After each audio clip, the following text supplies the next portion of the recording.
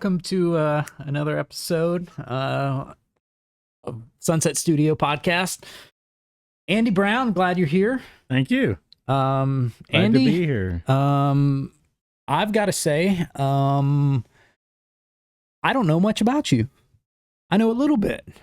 You've been a customer of ours here at the shop, and I'm sure you've around town.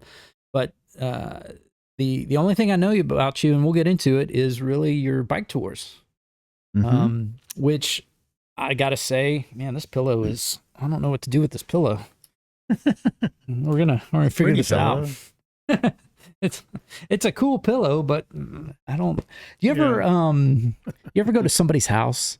Yeah. And they sit in like one of their couches and they've got like 47 pillows. And you just like, I don't know what to do. And you're just sitting there and all right, this is going to be maybe this is the only chauvinistic thing I ever think in my mind, but women like pillows.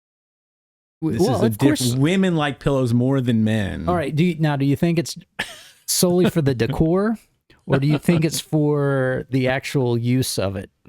It does look nice. I think it is for the decor, but it does make a market improvement on one's bed to have a bunch of useless pillows. But they have to be removed every night before you go to bed. Yeah. Have you ever seen or been to somebody's place and like they're getting ready for bed and it's just like it's like a 10-minute, 20-minute thing just to get ready for bed because you're removing all the pillows? This is just for my own bed. Yeah. With my own wife and not myself removing our pillows. Do you have a lot of decorative pillows on Not your a bed? lot. A few. Yeah. But how long does it take you to make the bed in the morning? It doesn't take that long. Okay. We work together as a team. Oh, okay. Yeah. Well, there you go. That's awesome. That probably it's more than twice as fast. That probably leads to so many other things about life that you can say is like, do y'all make the bed together? Do you do it well? If you make the bed together and do it well, you're going to do other things well. That's right. Yeah. Maybe. I don't know. That's therapy talk that I don't know anything about. That's right. Oh man, how do we start on this? Crazy pillows. See, this is where this kind of podcast conversation can go anywhere and everywhere. There's a few things we'll talk about for sure. Obviously the bike's going to be one of them because that's how you and I know each other. But yeah, hey, if there's a subject or topic you want to, chase down, have at it, man. You're the guest. I'm just kind of riding your wave whenever I can. But Andy, tell me about yourself. Who are you? What you do? Let's start with this. Where'd you grow up? I grew up in Atlanta, Georgia, North Atlanta, actually, Sandy Springs. And the thing, when you're riding on rides around the area, people always say, when did you start to bike? Because people our age generally start when they're 40s, maybe 30s. Well, I never stopped cycling. So I grew up cycling. Wait, what do you mean by Sandy Springs. What do you mean by people our age? What do you mean by that? Well, my age, maybe. So but you think, how old are you? If you I'm 62. 62. Okay. So when you say people my age, most people start riding bikes when they're really young, but are you saying they kind of cease to ride absolutely. bikes? Okay. I rarely encounter someone like myself who never stopped cycling. On rides, tours or club rides, for instance. Rarely. Usually it's, I quit when I was 16 and I took it up again in my 40s. Okay. That I think is the most common thing. Yeah. The common thing. Why do you think that is? Why do you think people have such a gap between riding from, early age teens and then they just quit and then 20, 30 years later pick it back up again? What do you think the reason for that is? Well, obviously the car, right? You turn 16, you get the car. You think that's what it is? The big trend. Yeah, I think that's the biggest impetus. And life and perhaps peer, if your peers aren't riding, then you don't ride. Yeah. In the United States, of course, at least when I was growing up, there was not much bicycle accommodation as far as paths or, routes or lanes, any of that didn't really exist. Yeah, but that's where, me growing up, I remember like. Where did you grow up, Brandon? Well, I grew up a lot, but when I remember scooting around on the bicycle as my major mode of transportation, I remember, riding through the neighborhoods, and there's that one field where I think a housing development's going up, but it's still kind of wooded, and all of a sudden it's like, hey, there's a path. Let's see where that goes. And all of a sudden you're 10 minutes down the road in a completely different neighborhood that you don't know about. Yeah. Like, oh man, I have no idea how to get home. That's my childhood, right? Yeah. I think there's less and less of that where, because there's mystery. There's so many more, I think, communities and neighborhoods being just, especially in the Huntsville, Madison area, it's just apartment buildings and more homes and new developments, and those little hidden gems and paths that a kid could discover and would discover 30 years ago are kind of like few and far between. Yeah that's what I recall growing up, riding bikes and like trying to find a shortcut to my friend's house, and then all of a sudden I was just like, I am really far away from where I need to be, because I had no, at that point, no sense of direction really. Yeah, as a little kid, but yeah, but I think you're right. The car comes into play on that a lot. Yeah, I think the car definitely the reason people quit around 16. But North Atlanta is just beautiful. It's wooded, it's hilly. And houses are pretty, and they're nice neighborhoods. So you're a Georgia boy. Were you raised there then, or born there? Yeah. Okay. Yeah.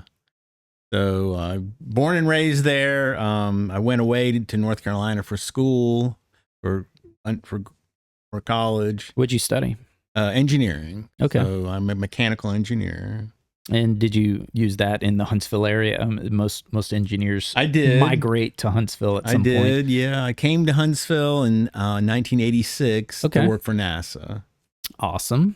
Yeah, and I just retired last year. So since 1986, you've worked for NASA. That's right. Wow. Yeah, it was a long career. What did you do with? I was a rocket engineer. Well, I'm sure NASA is rocket engineer, but did you work on specific programs? Did they deviate from time to time, or were you like, oh man, I was on the shuttle for the longest time, and then I retired, I moved on to something else?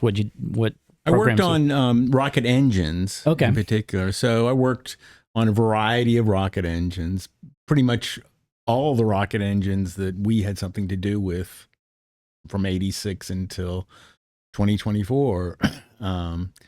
So my field is called structural dynamics, which is vibrations. Oh, yeah. That's huge, because those rockets... Yeah, they're shaking. Shaking and baking. We live the bike shop is really close to Redstone Arsenal, and from time to time, we'll hear explosions going off. But sometimes, they'll fire a rocket, and it'll be like 30 seconds long, and it's like, right. And you're like, what is that? And they're testing a rocket. Yeah, we can hear it in downtown. Yeah. Yeah. The new, Blue Origin is now testing their big rocket engines. Oh, yeah? Did you get a chance to work with them before you retired?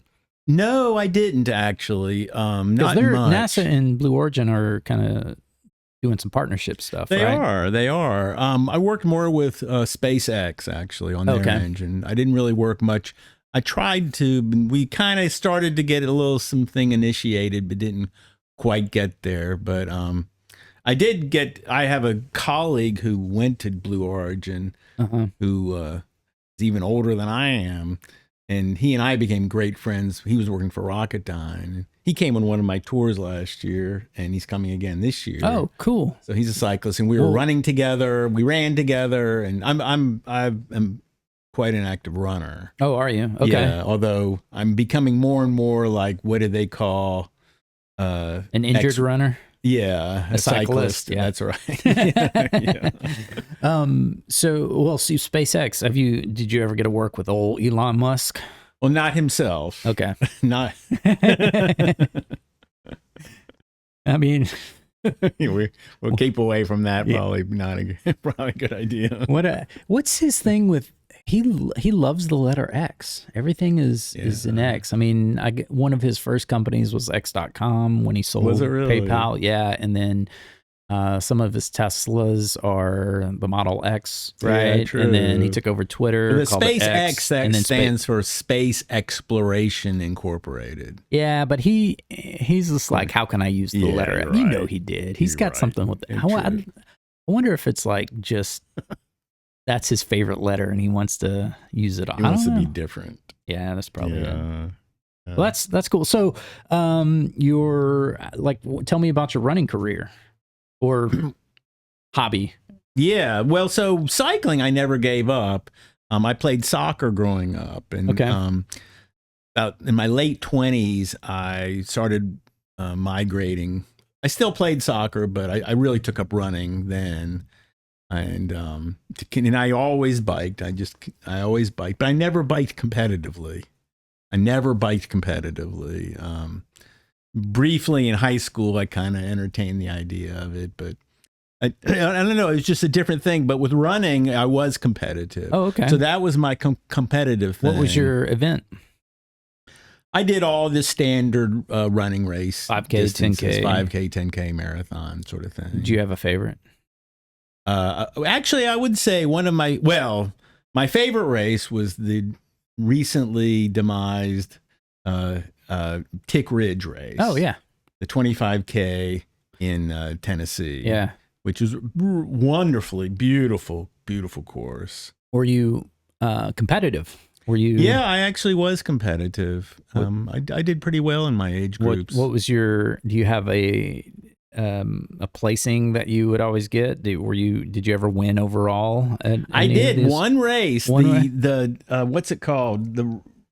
It's to help kids run to teach, or it's something. There's a 5K downtown in February called Run to Teach or Teach to Run, or the fundraiser is for teachers, like school supplies. And their very first 5K, I won it. And I was in my 50s, so that was pretty unusual. Wow. Yeah. So that was fun. I mean, there were less than 100 folks in the race, but still, what the hell? You got to show up to win. I've got a little award on the wall there where I helped a Paralympic athlete do a race, and we got the silver medal. All right. There wasn't much competition. I'm not going to tell you, but we did get second place. All right. Silver medals right there. Right. Booyah. But when there's less competition, when there's less participation, your chance of winning goes way down. So, but I got some silver medals. You got a first place win. That's right. That was cool. What's your favorite thing, I guess, about being so active? Well, I have to say, the very first thing that comes into mind is that y'all had cupcakes out here, and I ate one right before this interview. Yeah. And I can eat cupcakes, man. Isn't that the greatest motivation to eat, drink, whatever you want, and know that, all right, I'm going to go do a workout or do a ride. I'm going to burn this off. Or maybe you haven't partook in anything just yet. But you can. And you're like, oh, man, I can't wait to eat that hamburger after this ride. That's right. Or that pizza's coming. So it is. But, I mean, to be honest, that really is a big motivation. It's a huge motive. It's like one of my favorite things. Like, I get to eat donuts tomorrow. Yeah, that's right.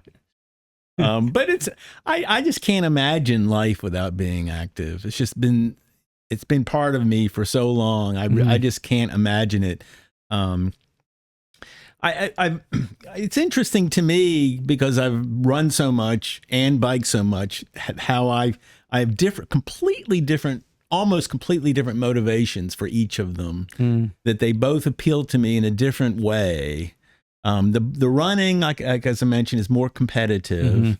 Although as I've gotten older and lately I've had lots of injuries, so I'm no longer competitive. But it fulfills my competitive need, and I can do it by myself without a whole lot of problem. Yeah. And I like for it to be pretty, but scenery is not required. Nice scenery is not a requirement. Oh, it's really nice though when it is. It is, yeah. And I like trail running for that reason. But cycling, it really fulfills. I'm a very social person, so it really fulfills that social need, and it has from. Especially, really, since I moved to Huntsville. I moved to Huntsville when I was 24, and immediately, or maybe within a couple of years, I got involved in the Spring City Cycling Club. Yeah, you're sporting a good-looking little polo there. That's right. And from then on, I mean, it was like a central part of my social life was the Spring City Cycling Club. With the bike ride, if you're not racing, you know, it's just a great time to chat with folks. So it really fulfilled that need for me. And simultaneously, I like to do pretty rides. So the scenery is great. And then all at the same time, you get a good workout. And I didn't look, so the running, I would look for my physical kind of hard workout. Right. And the cycling, I wouldn't be looking to kill myself. One was business, one was pleasure. Yeah. That's exactly right. What I do appreciate what you said and like what you said is you've never ridden for competition. Right. That's kind of neat to hear because there's a lot of people that I've chatted with on the podcast, and they're doing an event, they're doing a race, they're doing a thing, and it's always kind of about an event that they're gunning for, and it could be their own personal, like, I want to hit this time, I want to maybe win my age group or whatever. Right. But it's nice to hear that, and I just like to get out and ride. Yeah, that's what it is. Maybe it's the scenery, maybe it's so you can eat food, but that's a nice, I guess, way to think about what riding can be. It doesn't have to be a race. It doesn't have to be a commute to work. It can just be enjoy it. Yeah. So, I do want to, I think this is a great segue into how you help other people enjoy riding. So I'm going to play a little movie here, and it won't play any sound, but, or at least not that we can hear. It's going to play on the cast here, but this is a neat little video that I'd love to chat about a little bit after it plays.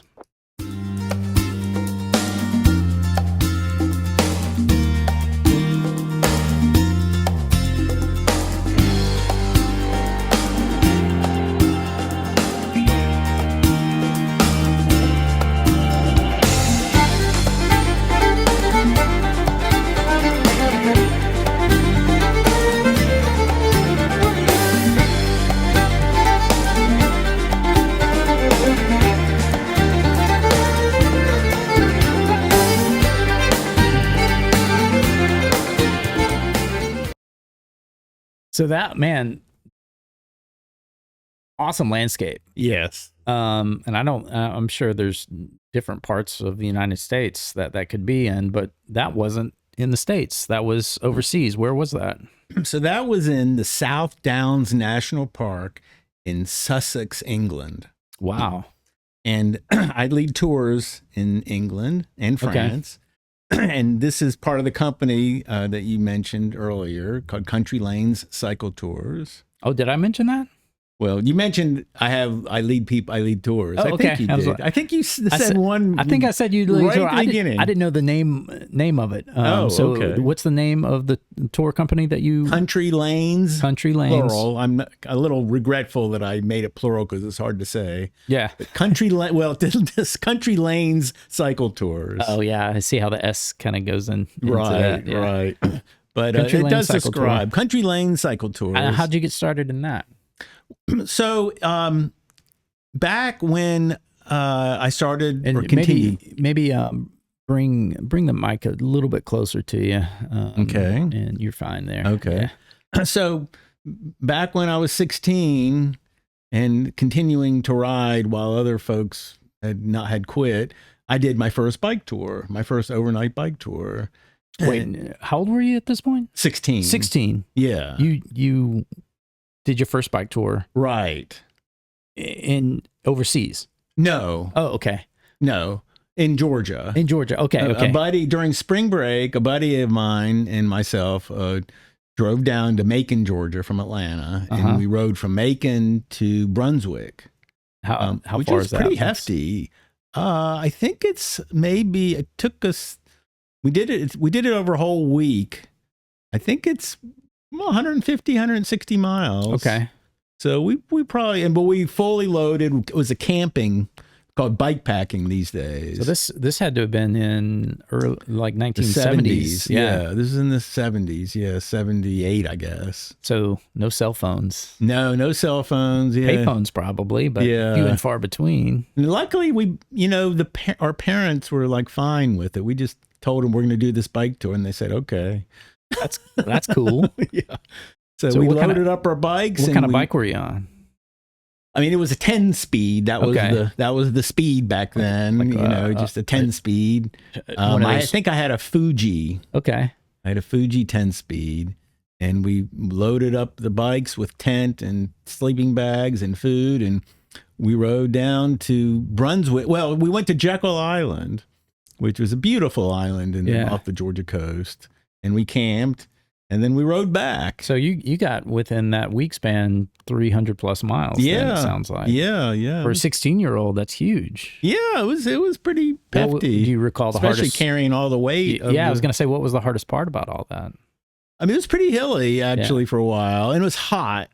I do remember it being hot. And when we got to Jekyll Island, we had our food on the picnic tables in our panniers. And the crows came while we weren't looking and unzipped the pannier bags to take our food. Crows are some smart birds. Yeah. Have you, man, this is the part of the podcast I want to like Google and watch some videos of like smart crows, like doing all the sorts of stuff. Yeah. Crows are some crazy little. Yeah. Mofos. Yeah. They're smart. They are smart. I was talking about that at lunch today with someone else. But anyway, and this is opposite ends of, flight. This is in the sea. And another animal that's quite amazing like that is like they're not as maybe mischievous, but octopus. Oh, and those things can like I've seen some videos of like you throw some food in a mason jar. They figure out a way to unscrew it. And get to that. And there was just that one of the octopus taking a ride on top of a shark. Did you hear about that? Yeah, this is just like last week. Just surfing on the fins of a shark? Yeah. Wow. Yeah, it was like gripped around it, and they both were happy. Do sharks eat octopus? Well, there's such a variety of sharks. Yeah. So I scuba dive too. Yeah. So, you do? Yeah. Ooh, what's that like? I want to. That's something I'd like to do. Scuba dive. I'm going to tell all your viewers, if it's ever something you've dreamt of doing, and think that you would enjoy, you should do it. A lot of people don't think they would enjoy it, and maybe because they feel maybe claustrophobic or not real comfortable with water or whatever. Oh man, I love being in water. If it's something you think you would like, you will. Well, so it's fantastic. How hard is it? How complicated is it? It's a little complicated, is it but expensive? It's not hard. It is expensive. Yeah, that's the problem. Like I'm already knee deep in cycling here, and and then it's an expensive hobby. But I just go once every year or once every other year. Do you have your own diving equipment? I do, but these days, more and more places like in the Caribbean, we just got back from Cozumel. The dive operations supply everything. Oh, okay. So you hardly need any of your own gear. And do you like scuba certified? Is that a world kind of thing, or are there different deviations? There are 2 different organizations, PADI and NAUI. Now, I may be behind the times. There may be a new one. But those are the 2 main ones. So I still have, the only ID card I still have on my person is my PADI scuba card that I got in 1987. I remember, so I always remember Family Ties. You remember that TV show? He was, I guess, what's the character's name? It was Michael J. Fox's character. Was it Michael Keaton, I think? Yeah, right. And his sister was always like the dumb. He was real smart, and she was always dumb, and so he's like teaching her one day, and so she could pass like a GED or something like that. I can't remember. Right. But he was trying to like help her study, and the word, he was like, all right, they were doing all these things from math to social sciences to whatever, and then scuba came up, and he was like, what does scuba mean? Self-contained underwater breathing apparatus. That's how I remember what scuba stands for. Family Ties. So, well, that works. But I'd forgotten. How difficult is it to learn that? What's the most complex part of scuba? The equipment. Yeah, just getting the equipment set up right. So, once you're underwater, it's easy. Yeah. Is it hard to learn how to kind of, I guess, breathe? Because you're breathing through your mouth. It's incredibly easy. Yeah. It's the most natural thing in the world. Okay. Now, when you dive down further and you go deeper, is it get more complex to no, I guess, there's no difference. There's no difference because you just have to watch. Nowadays, everyone's got what's called your watch. Everyone's got a computer on their wrist, and the computer keeps track of your depth and your time. Yeah. As long as you look at your computer, which is telling you how deep you are, and it tells you how much time you should be there. And so you just follow your computer, and as long as you do that and you come up at certain times, it's all to prevent the bends. Yeah. What about, then you're fine. Do you ever struggle with, I guess, pressure in your ears? Yeah. I was a little worried this last time because I sort of had a cold before I went down, but I was fine. There's techniques. Yeah. To clear your ears. And I've never unsuccessfully gone down. I've never not been able to clear my ears. Gotcha. And I'll do it 100 dives. I'll do it 200, 300 dives. I'll jump into, the deep end of a certain pool and go down, see if I can touch the bottom. That's completely different. And I'm like, oh man, my ears hurt. Oh yeah. No, that because you can't really clear without having an air supply. You can't do it. Oh, is that the trick? Yeah. Okay. At least I can't. I've tried myself. The same technique that I use with scuba, it doesn't work for me when I dive into the deep end. Okay. Yeah. Well, see, that's where all the training comes from. That's where the training comes. So I took like a 6-week training course back in 1987, and then had a little certification dive in the quarry in Pelham out near Birmingham. Yeah. And it was this weekend in 1987, and there was snow around the quarry. Man, it was cold. Alabama weather is weird, or rather North Alabama. Well, actually all of Alabama weather. It's such a crime scene in this time of season with all the wind and tornadic activity and then but snow on the ground in April? Wow. That's ridiculous. Yeah, it was cold. But you're certified, can swim with the octopi. That's right. Swam with the octopi. I've done that a number of times. Is there a favorite place you have scuba'd? Is that, can you say scuba? Cozumel is pretty much my favorite. Cozumel? But I like going to other places as well. I mean, I like going to the Caribbean. I have to admit, I'm a fair weather diver. I'm not a fair weather cyclist. I like cycling in anything. Oh yeah? Yeah, and that's one thing on my tours is I've I teach people to ride in the rain. Ah, okay. And we do it, and we're successful at it. So when you have somebody sign up and they're going to go, do you got to plan for almost anything, because Yeah, you plan a trip months and months in advance, and you're over in England, and great, the weather's changed. It's now rainy and cold. Right. You got to have that gear for that. Right. Well, luckily it's not. We're in the middle of the summer. Okay. July, so it's not going to be cold. But luckily, unlike Alabama, it's not going to be 90 degrees either. It'll be 70.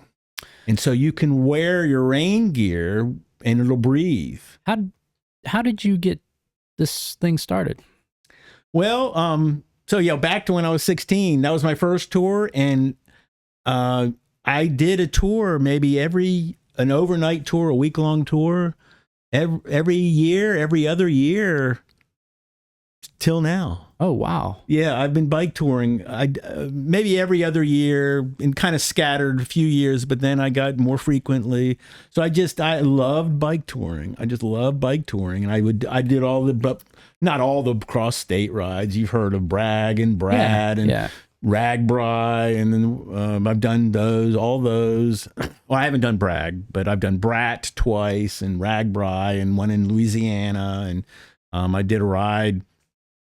I did a real long ride when I was 19 up to Michigan from Atlanta. That was a pretty hefty ride. And again, that was camping. Now here's the thing too, that I'm color me impressed, because you're riding, especially when you're 19, during a time where you only have a map.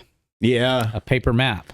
That's right. There's no Google Maps. That's right. There's no MapQuest, if you remember MapQuest. Yeah, that's right. Yeah. There's if you take a wrong turn. Yeah, I developed a whole system for that. Yeah. Like my first overseas trip in England was in England in 98. Okay. Or is it 96? No, something like that. And I had a system. I wore a fanny pack, and I had on my handlebars. And I know, and you can't say fanny in England because it means something different. It's true. Do you know about that? Yes. That means a whole different thing. But I think they call it hip packs now. Right. Yeah. That's right. So in the hip packs, I would have text directions, and I would buy books. I'd get all these books, biking in Europe, biking in England, and it would have these tours identified with text, like take the signpost to Dorchester after 3.2 miles. Yeah. You'll notice a hill on the right. Go down the hill. So I would make copies of those and put them in my fanny pack, my hip pack. And then on my handlebars, I would make copies of these incredibly detailed maps that are in the UK called what were they called? Ordnance Survey. Okay. The Ordnance Survey maps in England are fabulous. They would have every house. Amazing. That is how detailed they were. So you'd come to an intersection, and I'd look at the Ordnance Survey map, and then I'd pull out the text, and then I was just with my family, and I'd say, okay, it's either the first right or the second right. I think it's the second right, so we have to, look there. It reminds me of, before we've had all this tech and stuff, we have somebody giving us directions. And they're like, all right, what you're going to do is you're going to drive about 2.3 miles. You're going to hit a crest, and you're going to go downhill. When you see that little grassy knoll to the right, there's probably going to be a cow there. Now, what you're going to want to do is don't talk to the cow. It's a mean cow. Keep going past the cow. You'll see a red barn. Take a left at the red barn. Was that what it was like? Yeah. your mapping system. That's right. With the little text part. Yeah. That's right. It was a bit like that. That's really funny. That's pretty incredible that you're started, 16, 17, 18, 19, doing your own tours. were you by yourself or did you? No, I was never by myself. Okay. So I rode with buddies. Okay. And how did you con your friends into riding with you? Well, it was not difficult. One a very close friend, he was doing just a gargantuan tour, and I joined him on just part of it. And he rode from Denver to Canada to Mexico. And what routes are you taking? What are you trying to find during that time? Because you're trying to find quiet routes, yeah, right? The exactly. smallest roads you can. That's the key. I mean, that's hard in the U.S. It's hard. And then, man, I can only imagine you being. In my mind, I'm thinking, how many dogs chased you? You know. You probably got some fun stories about. You know, I have to say, the worst dogs in recent times have been in southern Tennessee. Yeah. It's southern middle Tennessee, which otherwise is fantastic. Yeah. So beautiful. And I do have a tour in Lynchburg. I have a 3-day tour in Lynchburg. Oh, do you? Yeah. Oh, man, Lynchburg's great. Oh, it is fantastic. Lynchburg Cycling Weekend, I call it. Do you swing by the distillery there? We swing by it. We don't stop there. Come on, do it. We afterwards. Oh, okay. We're there for 2 nights and 2 afternoons, and we ride 3 days. So after the rides are done by about 1 o'clock. Okay. And I tell people, well, you can go to the distillery or you can go to the winery. There are 2 distilleries in Lynchburg. Oh, they have a winery there? They have a winery and another distillery. Oh, okay. Yeah. What's the... On the square. Oh, okay. Yeah, that's little Tennessee whiskey's kind of fun, right? Have you ever done the tour up there? Or walked around there? Yeah, I did it a number of times back in the days when it was free. Now it's like $35. Yeah, but I hear you get whiskey now, and it didn't back when I did it. It was still a dry county. Oh, gotcha. Man, we took my dad there once, and man, he got the biggest kick out of what's his face? Jack Daniels getting mad and kicking his safe because he couldn't remember the combination. Oh, and then they said he. Oh, that's how he died. That's right. My dad got a huge kick on that. he loved that story. So, let's throw up some pictures here. Oh, well, you showed that movie, and I want to talk about it. Oh, you do? Okay, yeah. Sorry, this is how the podcast goes. We deviate from so many things. We start on something. And then we start talking about scuba diving and octopus. So that's right. Well, that's one of my favorite videos.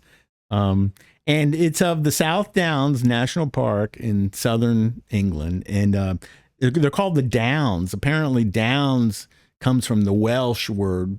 It comes from a Welsh word, which means hills. Okay. So the Downs are actually the ups. And it's these grassy hills about 600 to 700 feet above the surrounding valleys. Okay. And there's no trees on them. So you have these 360-degree views of the surrounding countryside, which is just gorgeous. The countryside is very pastoral. You have all these square fields all around. And then behind you, there's the valley that you came up out of, which is called the Cookmere River Valley, which is this incredibly peaceful valley with all these quaint little villages with names like Lutlington and Litlington, Alfriston, just these beautiful little towns. It's a really hard ride up to the top of the Downs from the valley. Yeah. But we make it. We take our time. We get there, and then we have a little picnic up on the top with this 360-degree view. And the ocean is in one direction, the English Channel. Yeah. So you can see the English Channel in one way, and the fields in the other way, and the hills off in another way. And it's off-road, so there's no vehicles, of course, but there are other cyclists, and there's hikers, and there's equestrians. Okay. So quite frequently, you'll come across folks riding horses. Yeah. We've even seen, twice now, I've seen wild horses, like a herd of wild horses up there. Saw hang gliders there one time doing a huge they had a hang gliding thing going on. So what makes me think of that view, you were saying 360, have you ever ridden there in the evening? No. Okay, I'd be curious to see what the skylight is like. Oh, yeah. And even how the stars, just to be see. really nice. There's and I want to do a ride out in this area, but Big Bend National Park in Texas. Oh, I've heard. Yeah, I have a painting or a photo from there. I'd love to of the wind blown rocks. Yeah, have you seen that picture? No. It's like a famous thing there.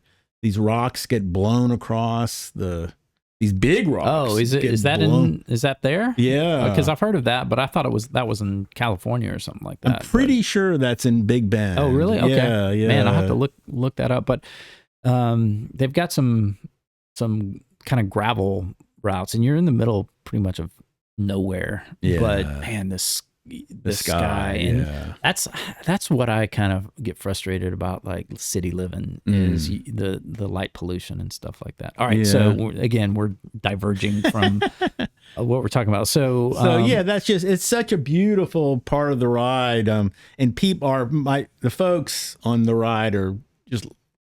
I mean, it's really tough getting up there. Yeah. So some folks are kind of wiped out, but most everyone, by the time we rest a little bit, they're fine, and they're just really happy. They're just everyone's so happy. You saw in that video, everyone's they're cheering, waving, cheering on. That wasn't me taking the video. It was this colleague who works for Blue Origin now. Oh, who we mentioned earlier. Yeah, he was on the ride, and unbeknownst to me, actually, he was. I don't think that's a GoPro. I think he was just holding his phone. His camera, yeah.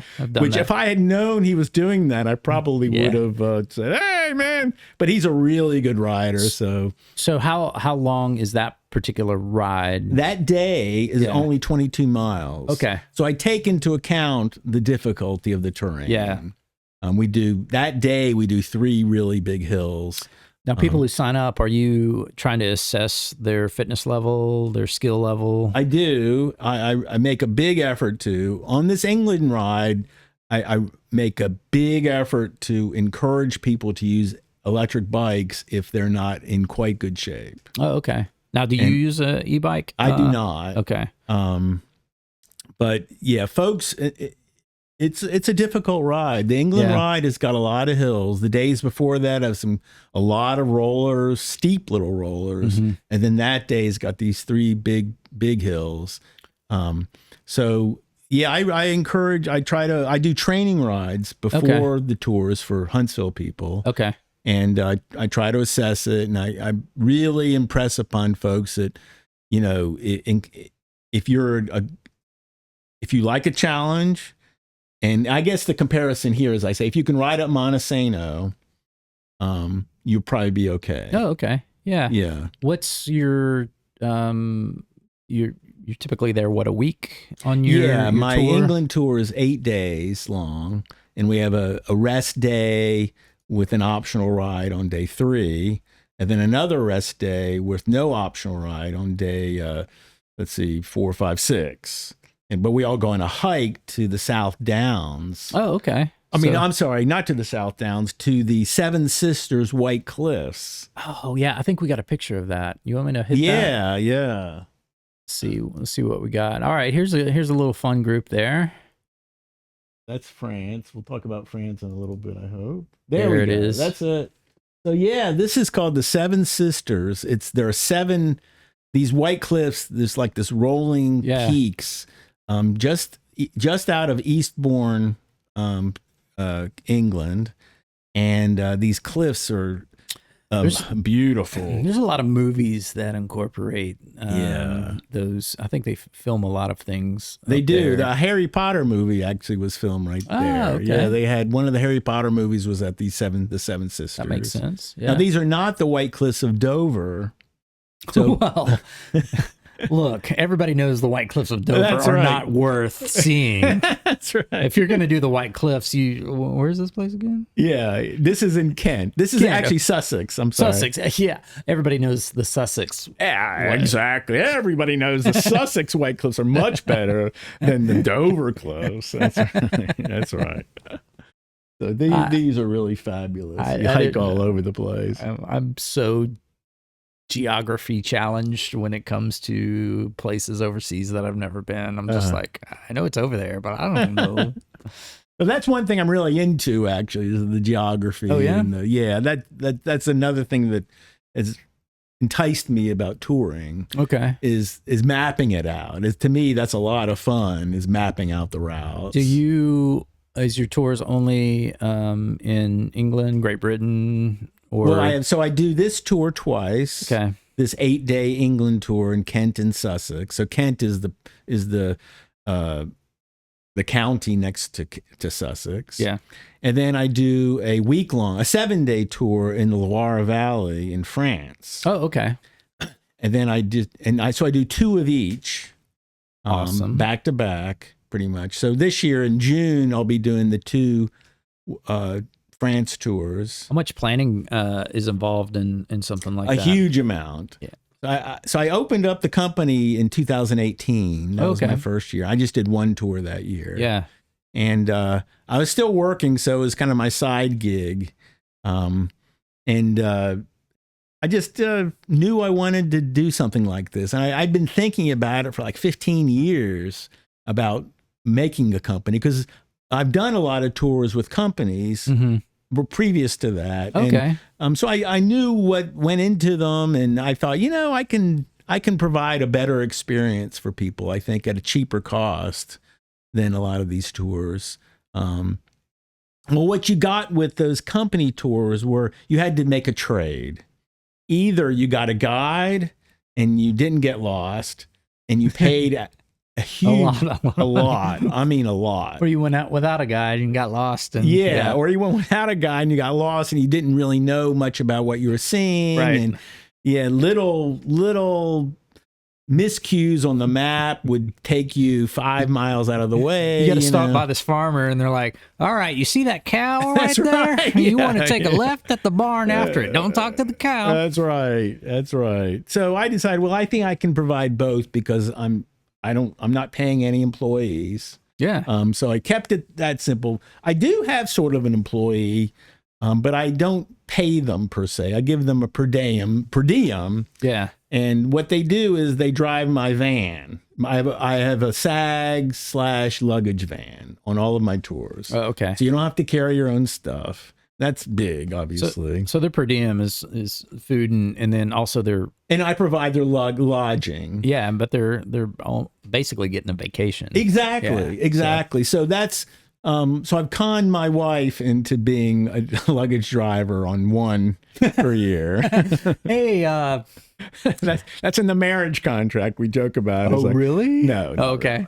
Really. Remind me of her name. Chris. Yeah. So we're like, hey, want to take a vacation, Chris? Yeah, that's right. Oh, and by There's the a caveat. way, Gotcha. Yeah, that's right. Yeah, you can ride 1 week, but the next week you got to drive a luggage van. That's really funny. Have you ever done a tour in the States? The only tour I've led in the States, with my company, is this. I have a 3-day tour in Lynchburg. Okay. The Lynchburg tour. And that came out of a tour. I led a 2-day bike ride tour, kind of, with the SCCC. You're right, for 25 years in a row. Oh, wow. So I led a group up. We'd start in Sharon Johnson Park and ride up to Timms Ford State Park on day 1, and the next day we'd ride a different route through Lynchburg. Were y'all camping in the park? And we camped in Timms Ford. So yeah, we had a group of between 10 and 20 folks do that every year for the 25 years. That's fun. Yeah, it was really a good ride, and we would rent a U-Haul and kind of take turns driving the U-Haul up, or someone who wasn't wanting to ride would drive the U-Haul up. Again, girlfriend or wife. Somebody I can kind of gotcha. Yeah, that's right. Yeah. And so that my Lynchburg ride kind of grew out of that. But also I organized a group ride with 2 other couples in Maine one year. Okay.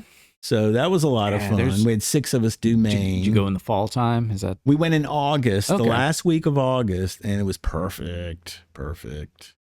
So, let's see, what other rides did I organize and lead here? Well, I guess, and then in that was in the States, yeah. And then after that, I would organize little rides for mainly my family and friends in the UK and in France. And those are the ones I organized and made the route and led. But I would also I collected folks together to do a bike barge trip down the Danube one year in 16. Wow. But that was with a company. So what would you say your favorite thing about organizing all of this is? It's really providing a good experience for the cyclist. I mean, that's like something you'd read out of a vision statement. Right. But I mean, I've had folks write me a little email after the ride saying this was just a fantastic trip. It was great. And I got to do so many different things that I would never really normally get to do. I was challenged. One guy wrote that he had 7 kids and his wife let him go on a vacation without her when, the second year of my trips. And he just had the greatest time. And he wrote me this email afterwards. And that just, that's why I do this. It's great to provide this. Yeah. And and I enjoy it. I did. One of the pictures I was thinking about sending you was me having a beer in front of this castle. I saw that. Yeah. Okay. I saw that. It doesn't suck. Yeah. Well, going back to, why we sometimes ride or exercise and do all these events is there's some good food and beverage. Yeah. And especially I can only imagine, England's one, I would imagine France has got like amazing food. It is. So it is. The food and the wine is spectacular. Do you prefer one country over the other? I'm still an Anglophile. Oh, okay. I really like. Is it because the French are rude and stinky? And no, they're wonderful actually. I'm kidding. I'm just kidding. The France trip have proven to be much more popular than my England trips. Oh, okay. I don't want to brag, but it is the perfect bike trip. The France trip. Oh, really? It is perfect. The England trip has some caveats. Yeah. It's more challenging. You can have a decent amount of rain. I take us on tiny little lanes, but connecting the lanes sometimes is on roads with some traffic.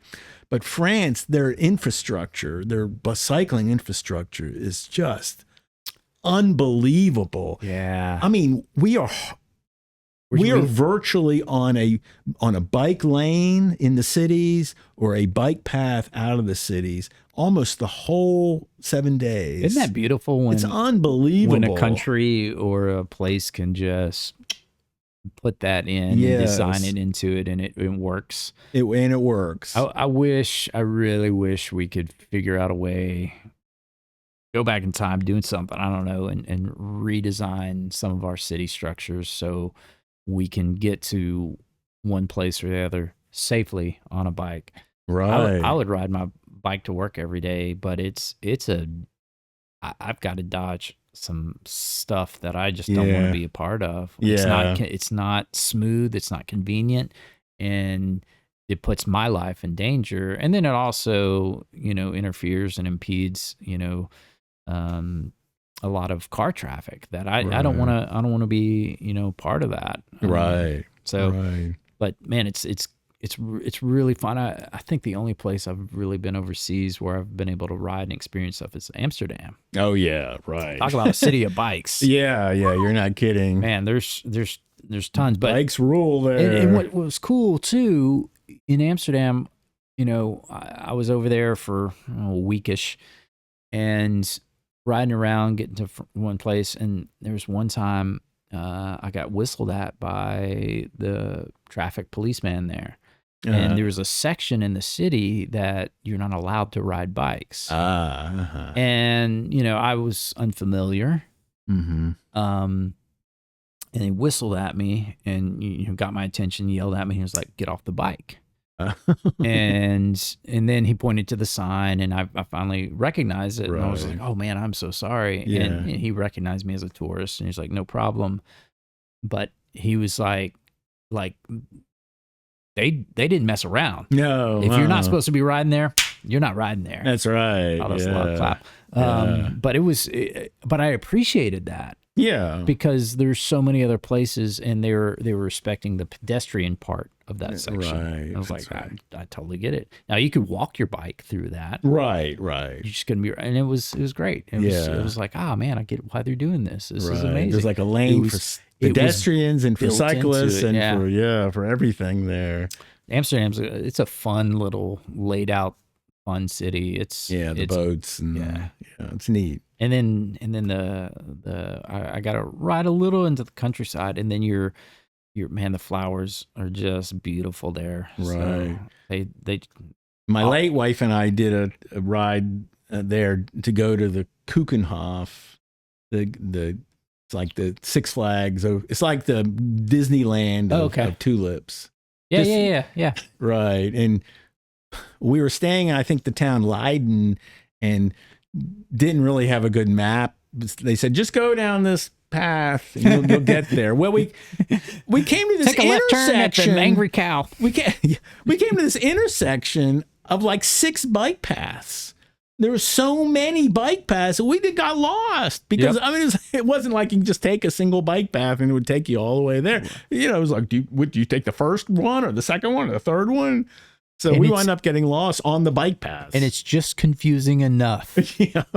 Like to make you second guess. You think, oh, I know, I got to go this way. And you'll be like, I'm not so sure. Yeah.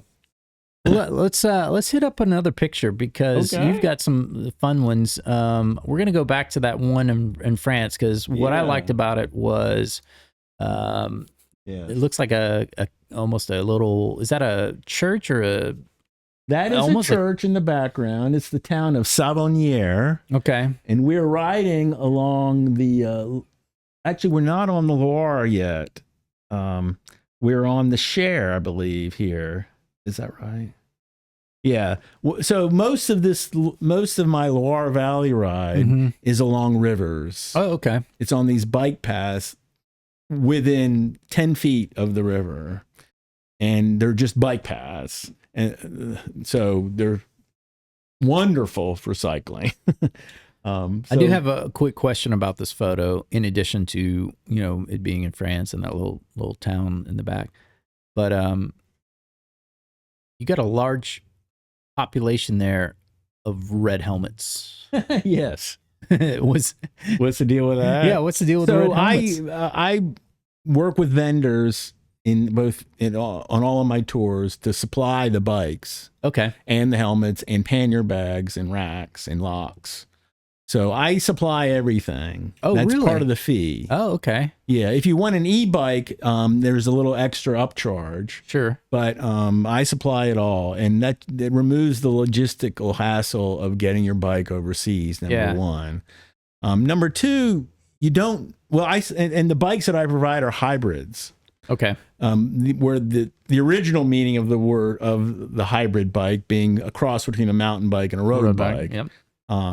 They're just so much better suited to what we're doing than a road bike. It kind of pulls everyone into the right frame of mind. So if you do a tour like this, you need to get into a touring mindset, which is, you're not hammering. You're there to experience all the scenery and the people and your friends on the ride. Going a little bit slower. Going a bit slower. That's right. A little bit faster than party pace, but yeah, that's right. It's a steady pace. I mean, these are good hybrids too. They're not big clunkers. They're not beach cruisers or anything like that. They're good, solid hybrids, but they're really just suited. And also, we go off road a little bit. On the France ride, we're off road about 5% of the time. Okay.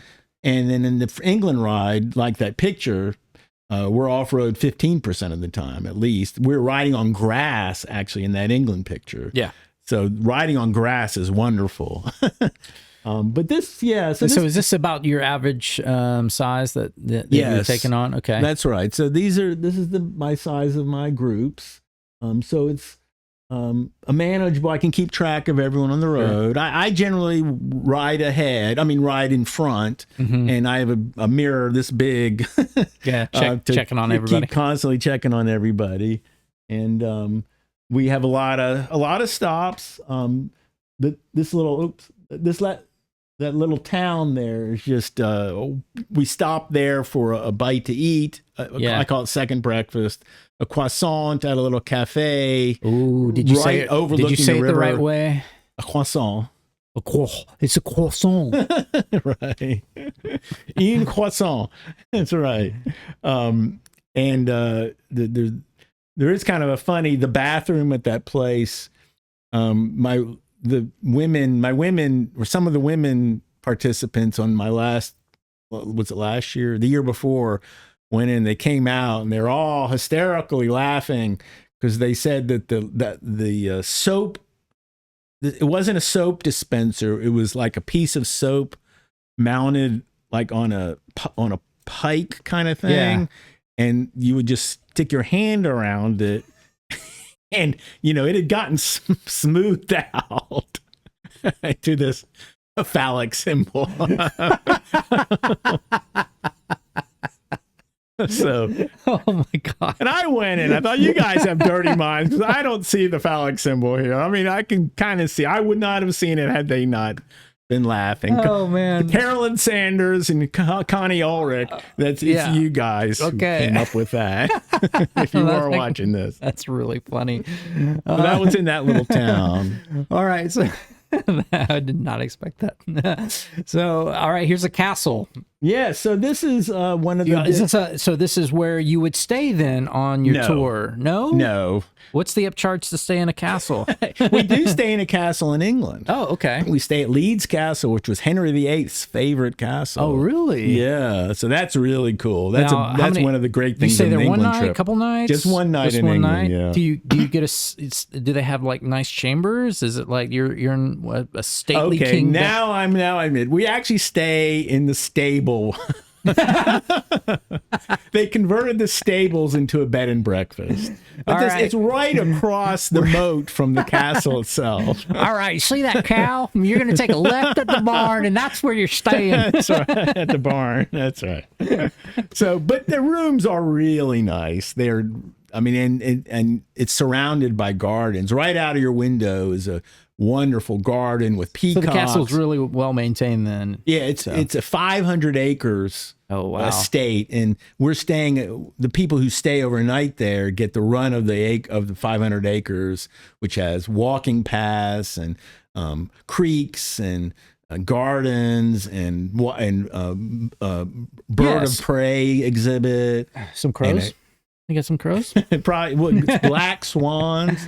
Black swans. So on a typical tour like this, you're riding for how long? So the England trip, we ride between 22 and 40 miles each day. So the longest day is 40 miles. The shortest day is 22, but that's a real hard day. I mean, with the hills.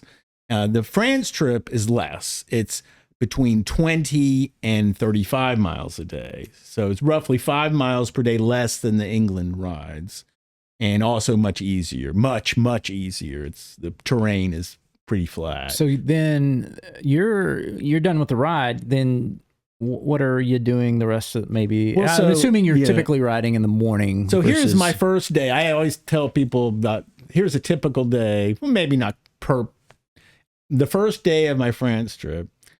First thing we do is take a little train to the starting point, because they get us out of town for the first day, and we ride for about an hour right along the Cher River, the River Cher, and it's actually a dirt path. So that's another reason for the hybrids, and it's a wonderful dirt path right on the river, just beautiful. Awesome. And then out of the mist appears this chateau, the Chateau Chenonceau. Is mist guaranteed? Because I mean, I'd be disappointed if I jump in on this and there's not this like magical moment of like, oh, it is magical, or maybe not missed. I usually actually in the morning there's fog. I mean, it's a river, right? Yeah. And so summer mornings, it's not atypical to have mist rising from the river. And there it is, the chateau that literally straddles the river. It's a 600-year-old, 700-year-old glorious chateau. That is literally on top of the river. That's awesome. Yeah. So we kind of ride past it a little bit, then loop back. So we ride about an hour. Yeah. Then, as part of the tour, we go and visit the chateau and tour it for an hour and a half. Okay. And fee includes Yeah. that. That's included. Then we get together, we eat lunch in the little town, and we ride for another hour. We ride for an hour. And that's through all these little villages. I intentionally put some hills in here, just some real easy hills, just for variety. And we go up into the vineyards. So we see our first vineyards. Oh, wow. Okay. Yeah. And these little bitty towns. And then we wind up at the end of the hour, we wind up at a small vineyard and winery where we have a wine tasting. So we do the wine tasting and visit the vineyard and his little chateau. Please tell me you eat cheeses and breads too, right? Well, that was at lunch. Yeah, we have cheeses and breads in this little park at lunch. Oh, okay. Yeah, we have a picnic. Gotcha. So we do a little picnic from a little grocery store right next door. So we spend like an hour and a half at the vineyard with our wine tasting, and the count. It's a count who owns the vineyard, and he does a description of the wine. Welcome to my vineyard. He's really good. He's really good. Yeah, he's funny. I know his little spiel now. I've got it down by heart. So I would imagine I was about to ask, but this leads right into it. Is you probably get to know, fairly. Commonly some of the folk in this. This guy, the Comte d'Épinay, Francois d'Épinay, I've gotten to know him. He's funny guy, real nice guy. And I know the hotel proprietors real well by now. Do y'all stay in touch, or y'all, obviously you have to, because you're leading this every time. Yeah, but I become good friends with, friends with David and his partner in tours in France. Yeah. And then a lady who owns a hotel in Canterbury on my trip in England. I bet she's got some tales. Yeah, she's really charismatic. But she lives half the time in the US and half the time in England. So in running her little hotel. It's called the House of Agnes, which was in The House of Agnes, and it was mentioned in a book by Dickens. Oh, really? Yeah. Oh, I mean, it's a wonderful historic little hotel. So when you do these... So just finishing up that day. So we started off, we rode for an hour. Okay. And then we toured the chateau for an hour and a half. Then we had lunch for an hour. Then we rode for another hour. Then we were at the winery for an hour and a half. And then we finish up, we ride one more hour, and it gets us back. We're done. About what so what time we're of done day? by about 4:30 or 5. Okay. And we started around 9:30. And are people tuckered out, or do they like, oh, I want to go see this part of the town and drive to a place, or do they just like, oh, I'm done for the night? It's a little both. I mean, no one's driving anywhere. My hotels that I pick are always right in the center of town. Okay. And these towns are all very walkable, and the city of Tours, it's called Tours, it's funnily enough, it has this student section in the old town where you go to this square, this place, and it's just got tons of people eating and drinking and having a good old time, and tons of restaurants and all kinds of people out. And then it's like 5-minute walk from our hotel. So like if you were like, oh man, I just need to get away from my cycling. Oh yeah, I can go have a fun evening with myself for sure, out in the town. And a number of people pretend you're a local for a few minutes. Yeah, so we'll buy wine, and a number of people will buy wine at that vineyard that we visited. And I mean, it's a bottle of really good French wine for $10. Wow. Yeah. Gosh, that's- So we give it to our luggage van driver to take back. oh, okay. Yeah. Although we have panniers too. And so that's good for wine. Yeah. So he has a nice courtyard at our hotel. So we'll open the bottle of wine and drink in the courtyard. Just relax and enjoy each other. Yeah, that's then awesome. we'll go out to dinner. People that night, I have about 3 or 4 group dinners that I plan on each trip. Oh, okay. And then the other dinners you're on your own. But you're tag up with other folks on the tour. Do you ever how often do you learn something new? Like Every time. Because you're consistent. You know the routes, you know the places. Everybody else, it's all new to them. But yeah, I would imagine you can spot some new things, or you're like, wow, I've been here 12 times and I never knew that one little fact. That's right. I learned new restaurants. I learned new photo opportunities. Yeah. So along the route, I've always gotten, this would be a good photo spot. Because people on these trips want to take a lot of pictures. So, and I do too, for that matter. So this is a good photo op stop. Yeah, it's a great way to go back to your photos. Here's this castle again. What's this castle? So this is a stop. Okay. On the second day, or is it the third day? This might be the third day. Yeah, this is the third day. It's called the Chateau d'Ussé. That's not a chateau, man. That's a castle to me. Well, chateau means castle. In French.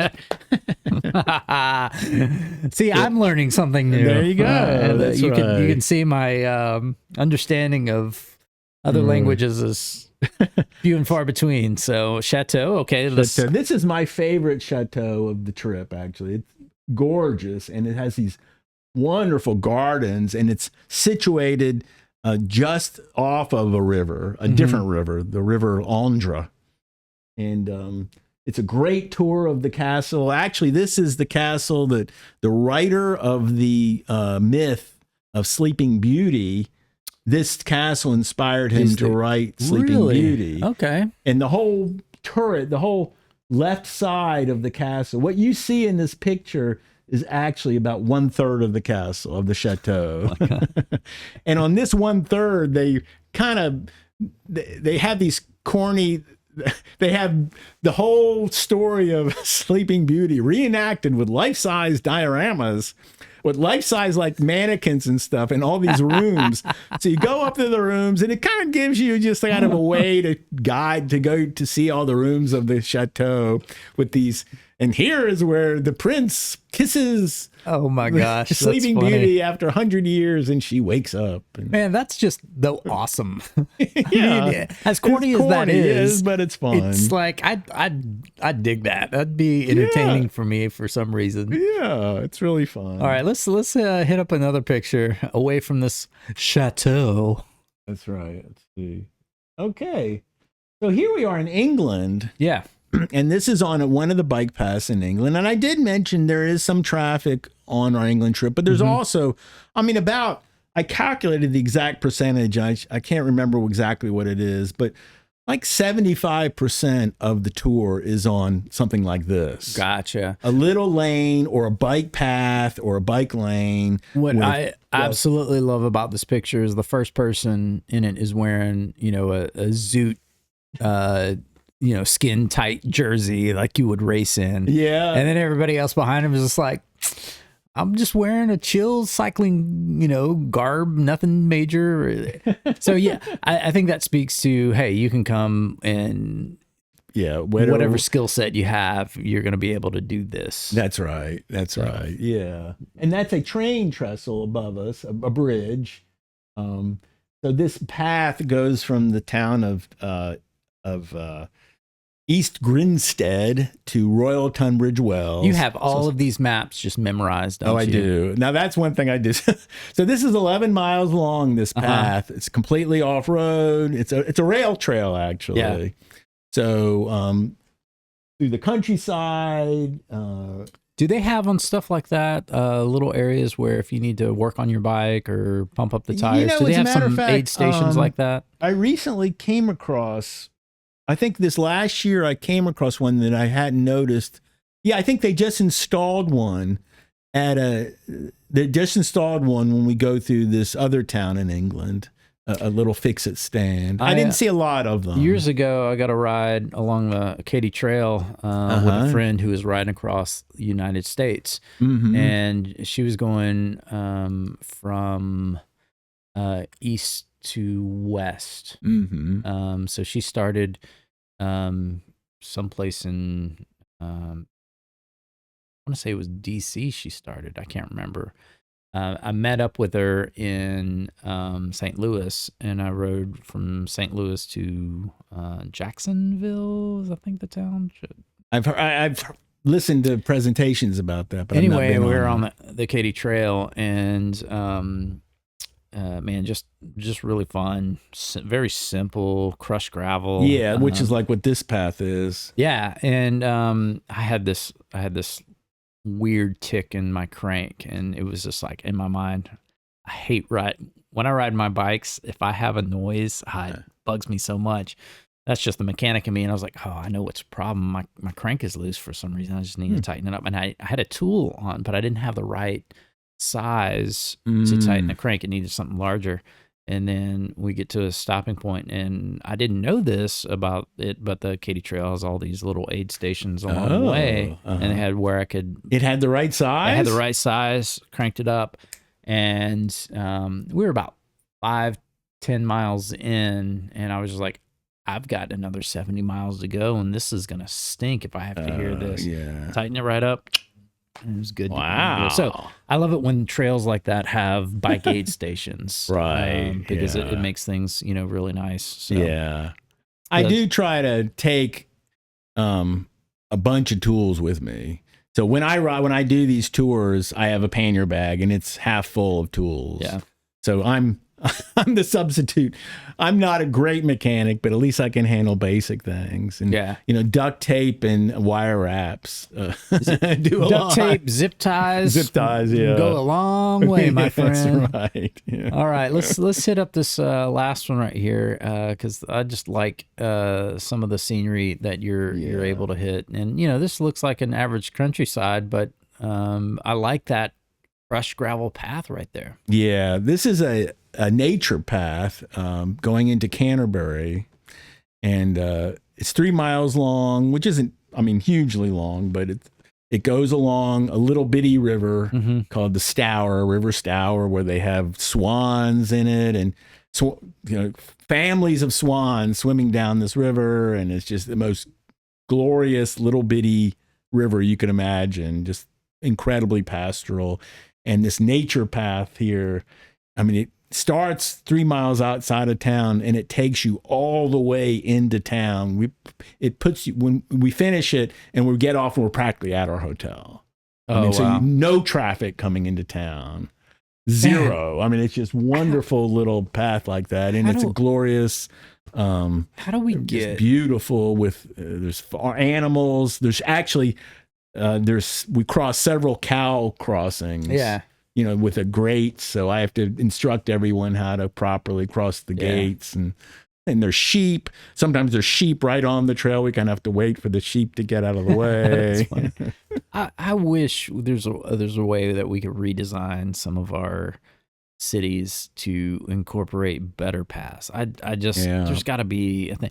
I know Atlanta's come a long way with that. And I know Huntsville's trying to do a few things with our greenways, but I feel like it's going so slow. Yeah, it's just like we got this Singing River Trail that they're working on, and I'd love to have Scottsboro to here to Decatur and Athens all connected just by bike. Yeah, I would love to just I'm gonna go on a bike ride and have some lunch in Decatur. Right. Yeah. But it feels like we have the ways to do that, but it's just taking forever to just And there's having been here for a long time, we've heard from government for 30 years about the bikeway plan, the greenway plan, and they keep like every 5 years they show us the same plan. Yeah, I mean, it's finally starting to move recently, so that's good. Yeah, we just got to keep encouraging, and I think keep when there's options to show up to these meetings, to just like, look, we really do want this. We really want this, and you would see more people use it when it's designed correctly. Right. And I know the hard part is like really organizing everything from pedestrian to car traffic to bike paths, and then even, you know, freeway designs. I mean, that's so hard and intricate, and you got to have the forethought to plan ahead with, you know, Huntsville's now the largest city in Alabama. Right. They're almost having to, oh gosh, we got to restructure everything. Yeah. Because of neighborhoods popping up and new buildings and apartments complexes coming into play, and then that's hard. Tough. It's a tough City job. planning is hard. It's hard. Yeah. I always want to encourage the city planners to go think of pedestrians and cyclists first, and then work around that. Right. I don't know how that can happen, but I guess we just got to stick on it. I think that keeping the modes of transportation where, because look, we got gasoline cars, we got EV cars. That could all go away. Yeah. And then what are we left with? I mean, the most efficient form of human being is still the bicycle. Yeah. It is. It's a great transportation. I mean, it is transportation as well, no question. But it's also fun. And it's also fun. You get to go on tours and see all the things. That's right. That's right. It's such the best way to experience another country to me, because you're out in the countryside, you're stopping at little pubs and little cafes, and you're talking to the people, and the people they like you. Yeah. You know, you are a popular tourist when you're on a bike. Well, and even if you're from the U.S., even right now, you'll still be a popular person. And I think the reason for that is when they see you on a bicycle versus, you know, hopping out of a tourist car or taxi or Uber or whatever. When you're on a bike and you're touring around, you're going slower. Right. You're trying to take in what they have. And you're obeying traffic laws. You're obeying their form of transportation in the ecosystem that they have designed there for travel. Right. And I think they see that and respect it. Yep. Yeah. So, I mean, that's what I think. But that makes me think about, you know, when you are in another country, especially France or England, a lot of people don't have cars. Right. Their mode of transportation is bicycle, and they started at an early age. Yeah. Right. So one of the things that I always ask in the podcast is this: do you recall when you first learned how to ride a bicycle, Andy? Yeah, I think I do. I'd love to hear about it. I think I was 6. Yeah. And just in a little coaster bike, and did you have someone teach you, or did you just kind of hop on and figure it out? What was it like? I would guess my sister Linda probably taught me. She kind of did that. She also taught me to drive. So, really? My guess is that she taught me how to ride the bike. Was she? I guess she's 4 years older. 4 years older. Okay. And she's come on me with a lot of my tours. Oh, that's awesome. She brought her whole family on one of my bike tours last year. That'd be fun to know. I'd wonder if you asked her if she would recall. I bet she would. I should ask her. Yeah. Yeah. All right, Linda. So if you're listening to this podcast, and I hope you do. Yeah. I'd love to know if you helped teach Andy how to ride a bicycle. My memory, I have a terrible memory. Everyone my wife remembers when she was 3. I can't even remember. I could barely remember when I was 6 or 7. Well, you just have certain memories about certain things. Yeah. You know every bike path in England that you're going to take somebody that's on in the true, distance. yeah. So that memory is sometimes selective, but That's true. so that's kind of neat. Around 6, and maybe your sister. I think that's one of the first times somebody has, because it's usually mom or dad. Oh, okay. So I think this was one of the first conversations I've ever had with somebody that their sibling kind of helped them learn how to ride a bike. That's awesome. Yeah. Linda, great job. That's awesome. Yeah. You know, as far as kids riding, though, some really nice, good news recently. Wednesday, Haley, you know Haley? She came Wednesday. Okay. She's a principal at the school right across the mountain in Hampton Cove. Okay. Yeah. I know. Not the Hampton Cove school, the other one, down Taylor. Yep.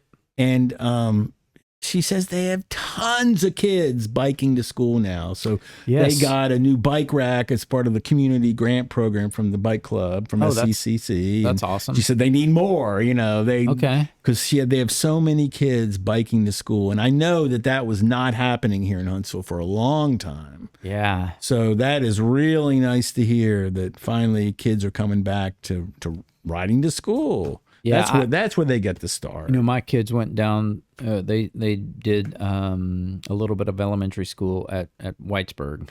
Down the road, and we live real close. And one of the things that was really just fun for me as a dad was taking my kids to school and riding with them. It didn't happen all the time. Oh, but you did bike with them to school. I did ride, and I've got some fun pictures and videos of us scooting to school on the bicycle, and then me being able to pick them up. And that's a fun experience to do with your kid. Right. Yeah. And I had to go with them just because of where it was safe for me to go with them, but. I think that's one of the coolest things. I wish we could get really back to a day and age where kids could ride their bikes to school. Everything is just so fast moving.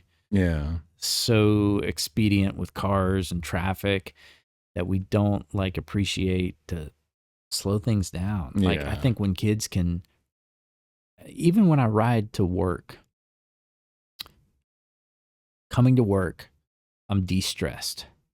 Yeah. If I had a hard day at work, something didn't go right, struggle with a thing, and I'm frustrated. I get on the bike and then I go home that day. Yeah. I get home, I'm de-stressed. That's right. So I think that would be a world of difference for a lot of kids if they could just not be, especially in high school. Yeah.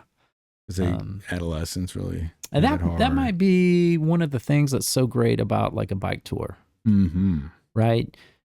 We think about vacation, of getting away from the mundane work that we've been trapped in for forever, and we want to go see and do things. I would imagine that with your tours, not only you're seeing cool things and castles and chateaus, but there's an element of when you're on a bike and you're seeing these things and you don't even realize that's happening, is you're physically moving, you're breathing, you're exercising, you're de-stressing while you're on this vacation. That's right. There's a lot of times I go on vacation, I'm stressed. Yeah. True. I'm like, I got to be here, I got to do this, I got to do that. But having somebody organize it for you and said, all right, we're riding. Yeah. We're going to go from this point to this point, and lunch will be provided. Enjoy the ride. That's right. Look at the black swans. Smell the flowers. See the castles. And even when it rains, this conversation is, the last day, the 7th day then of one of the 3, I did 3 France tours 2 years ago because they were so popular. And then the last day, it rained.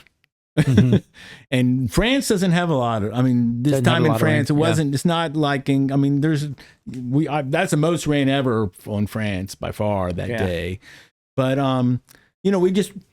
we delayed the start about 20 minutes, 25 minutes. Then I said, okay, guys, we just got to go. Yeah. And everyone knew that I tell everyone to prepare. So you got to have the right clothes. You got to have a rain jacket.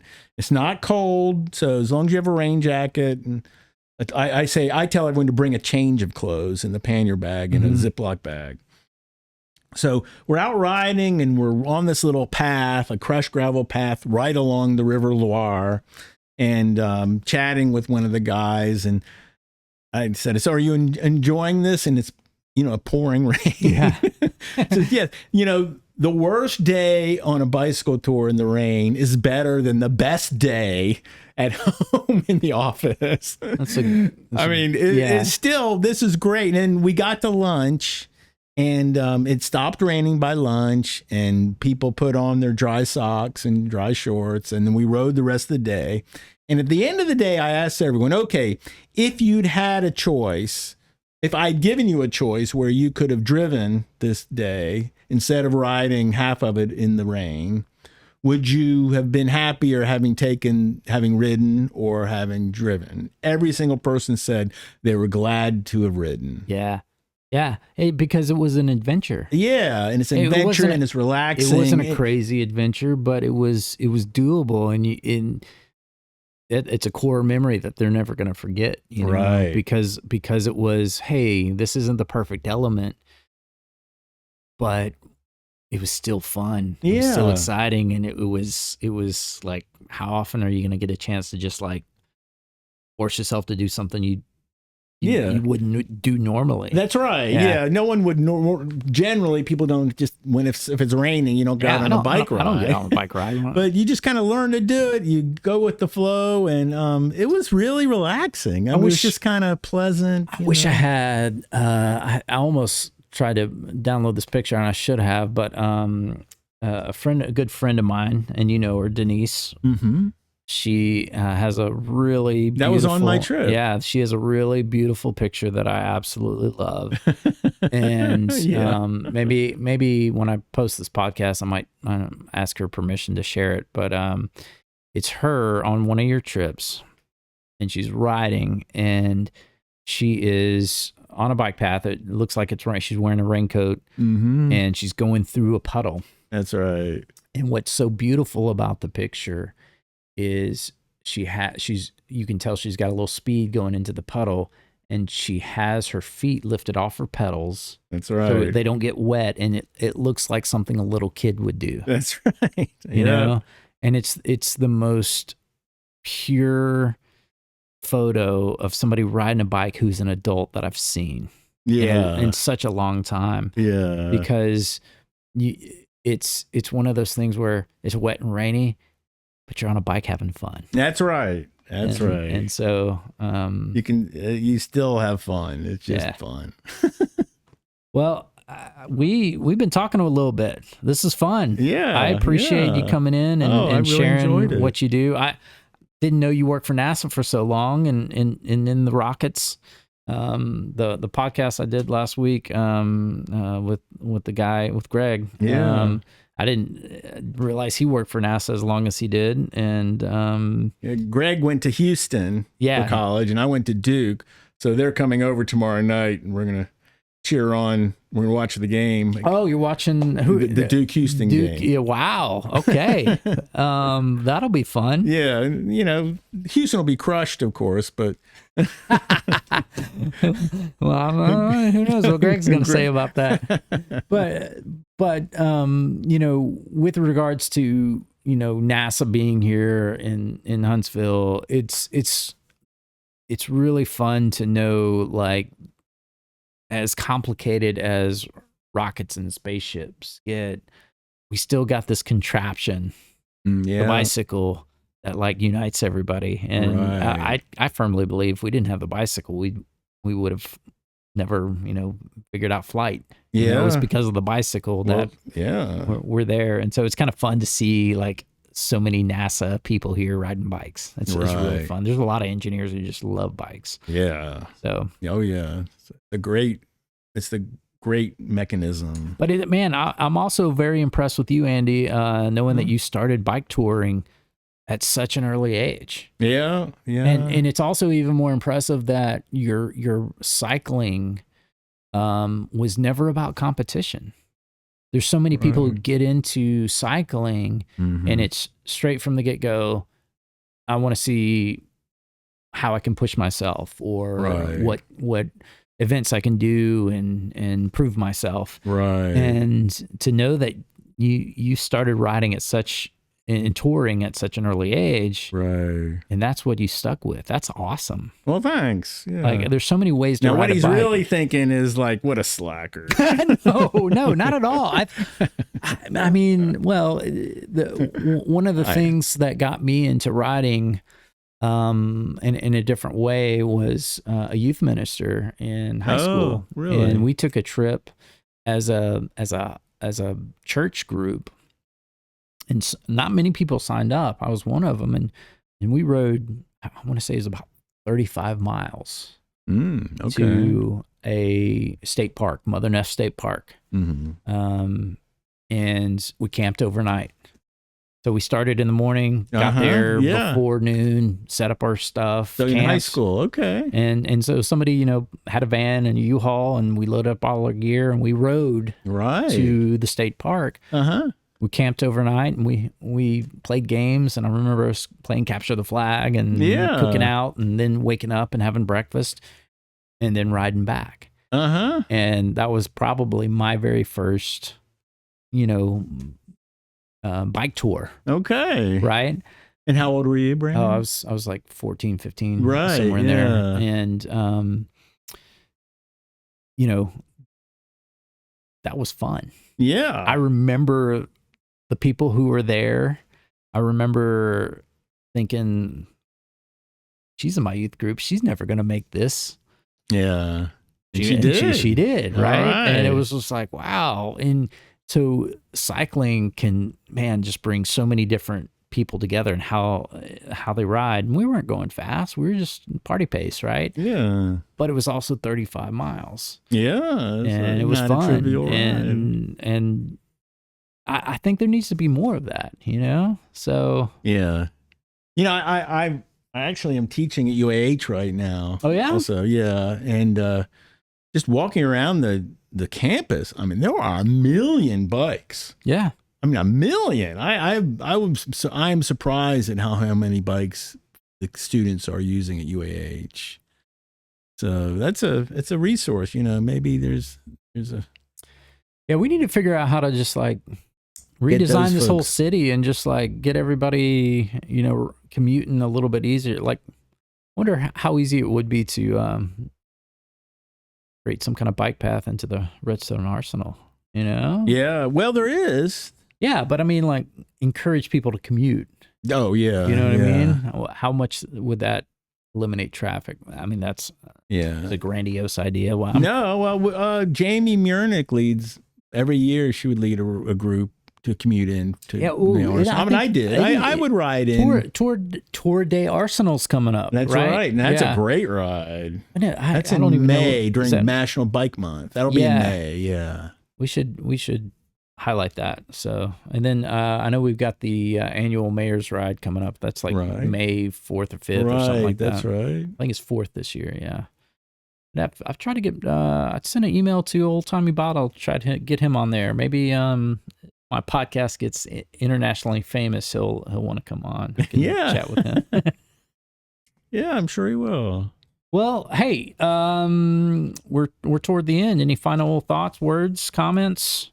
Well, I'd love to have all your listeners come on one of my tours. Yeah. CountryLaneCycletours.com. When I post this will be, when we post it, I always put links up and everything. So we'll put the link up so they can click on it and see. You got a fun looking website with a lot of pictures and descriptions of what's happening. So yeah. I think, folks will enjoy it. I think the England tour is really good for folks who are experienced. It'll provide a good challenge for them. Okay, so that's the more little difficult one. It is, France but the e-bike, so the one, I was telling Brandon this earlier, I was telling you this earlier, how the e-bikes have made this business work. Yeah, dude. Because I mean, more than half of my folks on the England trip use e-bikes, and that just enables it. I really appreciate e-bikes. Now, there's a lot of people like, oh, e-bikes, that's cheating, and it's like,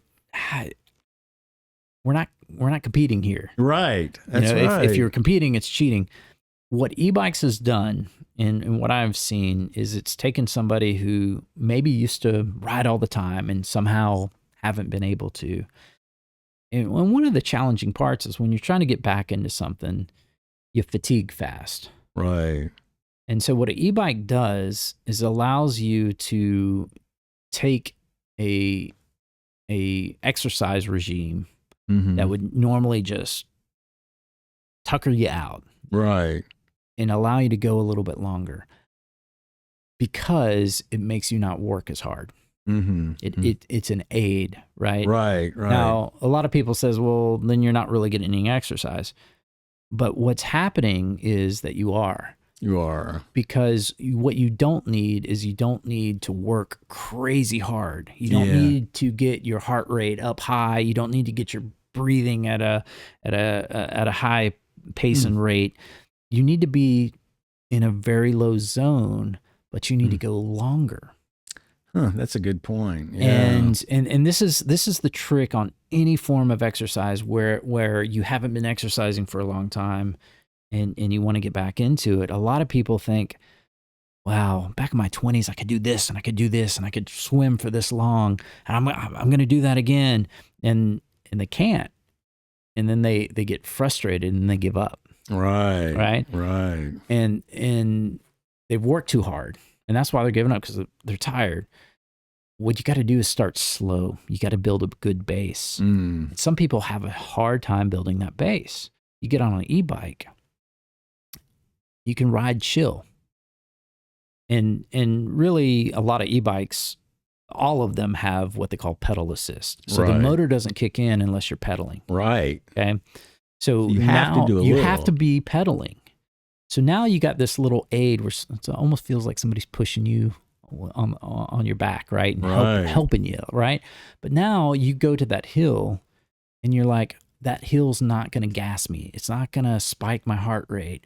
I can just kick up the motor a little bit more, get up that hill, and then keep going. That's right. So now your 30-minute bike ride maybe turns into 2 hours at a smooth, steady state.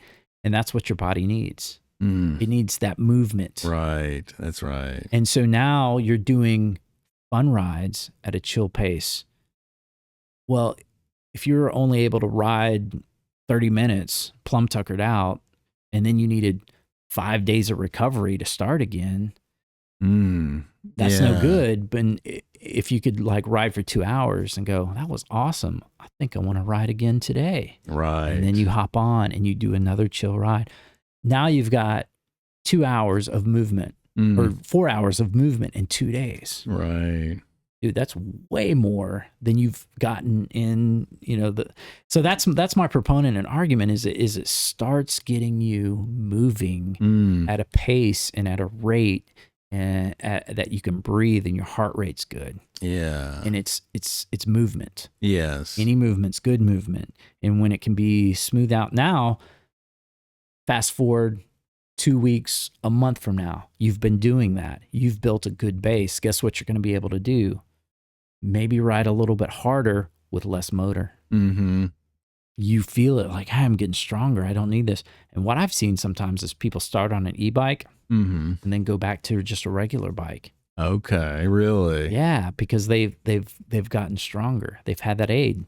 It's no different than you going to the gym and doing a workout, right? Right. And have you ever seen those pull-up bars? Yeah. Where you can put your body weight. Oh, you love it. That's what I do all the time. And you pull up. Yeah. But if the Gravitron. But you take all the weight off and you try to pull your own body weight. It's like, it's terrible. So you give yourself a little, and if you keep doing it and you keep doing consistently over time, you take less and less off and it's more of you pulling your own body weight. Right. It's the same thing. Yeah.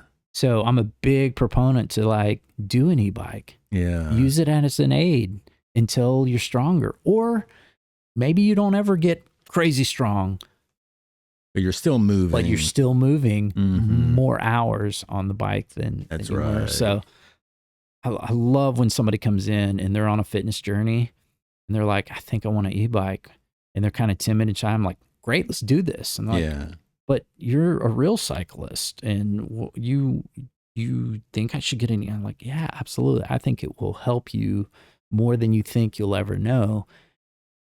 And plus, it's just fun. I have not ever seen anybody hop on an e-bike, ride down the road, and not come back with a huge, big smile on their face. Right. Yeah. So get it to go get groceries. Right. You know? Yeah. Load it up with a pannier, find some cheap French wine, pop it in there, get home. Right. And now you've done maybe a 30-minute ride. Mm-hmm. Been well, moving you wouldn't have at all before. where you wouldn't have all, and again, you're still moving. You got that pedal. Now there's some with throttles, and that's okay. But if you try to get yourself using the pedal assist, you're gonna help your health no matter what. Right. You know, those folks at the top of the hill in that video, you know, most of those folks had e-bikes. Yeah. So they had big smiles on their faces. Yeah. They were like, yeah, come on. My colleague's wife, who did not use an e-bike on that part, she was having a tough time that day. Yeah. But you got up there. She got up there, and she was happy she did. So, but the e-bikes definitely. That's my argument for e-bikes. Yeah, I think e-bikes are fun. They're really hitting the scene, and they're coming out from all angles. And you know, there's some that I've seen. I'm like, whoa, wow, these are dangerous. So just be careful where you get your e-bike. There's some battery ratings that you want to make sure are legit. So be careful of those internet finds. But for the most part, man, I dig most of the e-bikes that are out there. So cool. That's my argument on e-bikes. I hope you liked it. Yep. Well, anything else, Andy? No, I think that's it. Well, cool. I appreciate you coming on. I really enjoyed it. You're a huge force in this community with all things bikes, and I really dig your passion for bike tours. I really didn't know it went that deep, and you've been doing it for so long. Yeah. So that's are you 7 years into it now? That's So, that's right. Yeah, I had one COVID year. Couldn't do COVID year. Yeah. I had 4 tours full. I had to cancel them all. That stinks. But 18, 19, 21, 22, 23, 24, and now I've got a full group for 25. That's awesome. Yeah. Anything you're fully looking forward to on the tour this year that you're doing? Particularly different. I'm just looking forward to riding with a lot of new folks. I have a lot of repeats, so it's good seeing old friends again. Yeah. Last year, about a quarter of my folks were repeat. Okay. Yeah. So some of those, seeing some folks and friends again. So that'll be really nice. Okay. And I'm taking a little vacation in between France and England, and at the end of the vacation, I'm going to scout out a newer tour. Oh. And this will be the eastern part of the Loire Valley. Have you already discovered your maps? Yes. Okay. So I've laid out the route, and so this will be kind of adjacent to my existing tour. It'll be geographically adjacent. So I'll be able to use the same vendor for the bikes, which is really good. When you scout it out, are you going to be riding it, or? I will be riding it out. And so I was trying to figure out how to do it in a short amount of time. So e-bike. Exactly. Yeah. That's what I'm doing. I'm using an e-bike. That's awesome. I love it. That's right. I think I converted you a little bit. That's right. Well, Andy, that's awesome. What a fun conversation. We've hit a lot of things. So I appreciate your sharing your stories and your life with me. And I'm gonna have to check out, save some money, and try to do a tour with you, maybe. Yeah. So yeah. But man, you're fun to chat with. So I appreciate you and all the times that we've been on some rides here. So Yeah, and I appreciate you leading all the Sunset Ride is a great ride That's in the shop. it's my simple homegrown domestic tour. That's right. It starts here, ends here. That's right. Well, we're gonna sign off, and man, we might have to have you back, and maybe we can figure out a thing where you take some very poignant, specific videos or pictures, and come back and showcase them a little bit. Maybe we can do that. That'd be fun. So, but past that, we're out. Thanks, man. Okay. Take care.